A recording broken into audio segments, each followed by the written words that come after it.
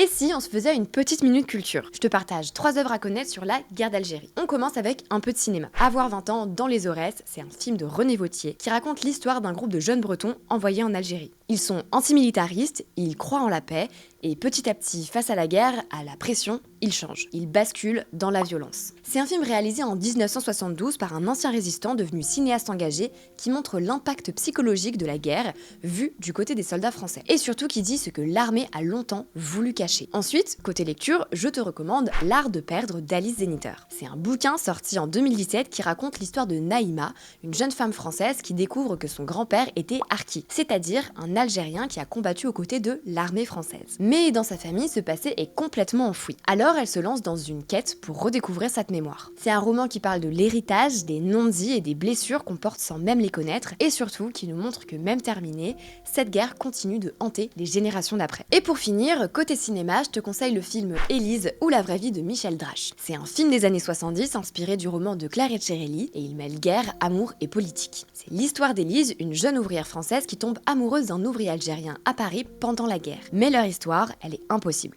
Entre racisme, violence policière et répression, tout les sépare. C'est un film qui montre la guerre en métropole, le racisme systémique et le quotidien des Algériens en France. C'est vraiment un film à voir, surtout que c'est l'une des premières fois qu'on parle de ça frontalement au cinéma. Voilà, normalement avec tout ça t'as de quoi occuper ton dimanche soir. N'hésite pas à me dire si tu connaissais certaines de ces œuvres et à partager les tiennes en commentaire.